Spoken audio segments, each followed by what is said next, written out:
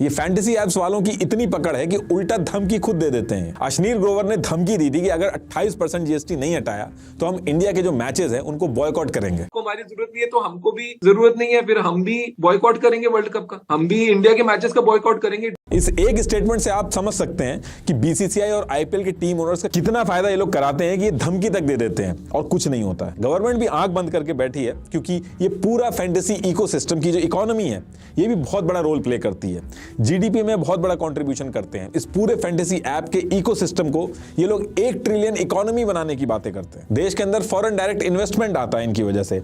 America की tiger global, UK की state view capital management, ये सब हजारों करोड़ इन्वेस्ट कर रही है इन फैंटेसी एप्स में और सारा का सारा पैसा जो है वो इंडिया में आ रहा है। अगर गवर्नमेंट कोई स्टेप उठाती भी है तो करंट इन्वेस्टर तो पीछे हटेगा ही, ऊपर से जो आने वाले इन्वेस्टर हैं जो अगले साल आएंगे वो भी रुक जाएंगे। तो इससे बहुत भारी नुकसान होगा। इसलिए स्टेट और सेंट्रल गवर्नमेंट चुपचाप तमाशा देखती रहती हैं। इन फैंटेसी एप्स का जो रेवेन्यू है, इनके जो ऑपरेशंस है, इनको अगर थोड़ा सा भी छेड़ा तो बीसीसीआई का जो रेवेन्यू है, स्टेट गवर्नमेंट का जो रेवेन्यू है, आईपीएल का जो रेवेन्यू है, सेंट्रल गवर्नमेंट का जो रेवेन्यू है, सेलिब्रिटीज और क्रिकेटर्स का जो रेवेन्यू है, बड़े बड़े बिजनेसमैन का जो रेवेन्यू है, सबको डीपली इंपैक्ट करेगा। यही रीजन है कि रेगुलेशन भले ही आ जाए, लेकिन एक्सपर्ट कहते हैं कि इंडिया के अंदर फैंटेसी ऐप कभी बंद नहीं होगा, चाहे पूरी दुनिया इसके अगेंस्ट में खड़ी हो जाए। यही रीजन है जो पुराने लॉ हैं, एक्ट्स हैं, उनको एज इट इज पड़े रहने दिया गया है, उसमें कोई चेंजेस नहीं किए गए। और चेंजेस तो बहुत दूर की बात है, लोकसभा हो गया, राज्यसभा हो गया, बिल लाना तो दूर, इसके बारे में बात तक नहीं होती है यहाँ पे। सौरभ गांगुली जो बीसीसीआई के फॉर्मर प्रेसिडेंट रहे हैं, जिनको सुप्रीम कोर्ट ने इंडिया में क्रिकेट एडमिनिस्ट्रेशन में सुधार करने की जिम्मेदारी दी थी, वो माई सर्किल पे सबको टीम बनाने को बोल रहे हैं,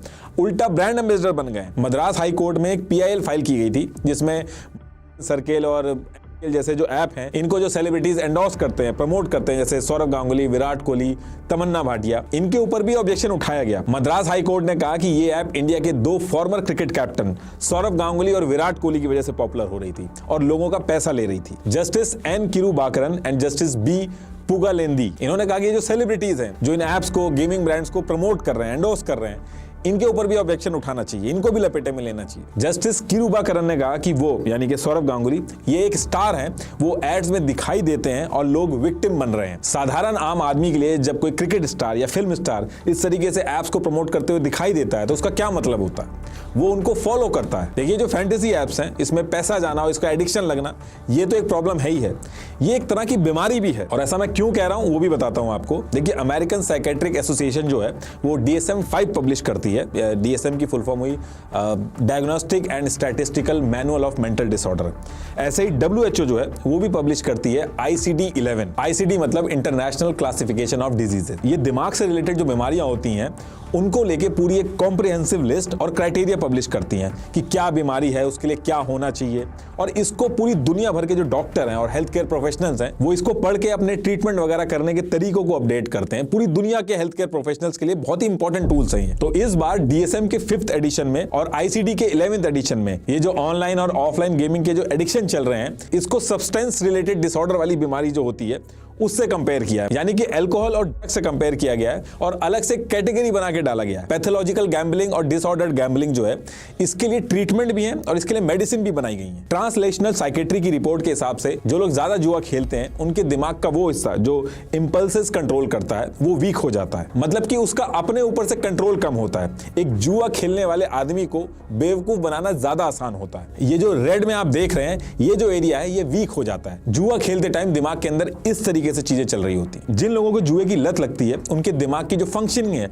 वो भी चेंज हो जाती है और इसका असर आपके बाकी कामों पे भी पड़ता है। You've changed your brain. Addiction is a brain that has changed to become entrained to the desires of the gambler. ये जो ऑनलाइन गैम्बलिंग होती है, कोड इसको चाहे गेम ऑफ चांस बोले या फिर गेम ऑफ स्किल बोले, इससे जो बीमारी हो रही है वो रियल है। लोगों की जान जा रही है और लोग अपने घर बार जो है उनको लुटवा रहे हैं। सिर्फ तमिलनाडु अकेले स्टेट में लास्ट 3 साल में 40 लोगों की जान चली गई है। तमिलनाडु के एक साइकेट्रिस्ट डॉक्टर लक्ष्मी विजय कुमार, इन्होंने क्विंट को एक इंटरव्यू देते टाइम बताया कि उनके क्लिनिक में वो हर रोज ऐसे एक पेशेंट से मिलती हैं जो ऑनलाइन फैंटेसी प्लेटफॉर्म की एडिक्शन से सफर कर रहा है और उसका ट्रीटमेंट चल रहा है। 10 मार्च 2017 को एक वरुण गुम्बर नाम के आदमी ने अपने क्रेडिट कार्ड से 50,000 रुपए ट्रांसफर करके फैंटेसी ऐप पे टीम बनाई। सिर्फ 2 दिन में इनके सारे पैसे चले गए। इन्होंने उठा के पंजाब और हरियाणा कोर्ट में केस कर दिया कि ये जो फैंटेसी ऐप चल रही है इंडिया के अंदर, ये जुआ है, ये कोई गेम ऑफ स्किल नहीं है, इसको बंद कर देना चाहिए। कई दिनों तक केस चलता है। देखिए, इससे पहले भी हमने डिस्कस किया है कि कोर्ट में केस जाता है तो सबसे पहली चीज चेक की जाती है कि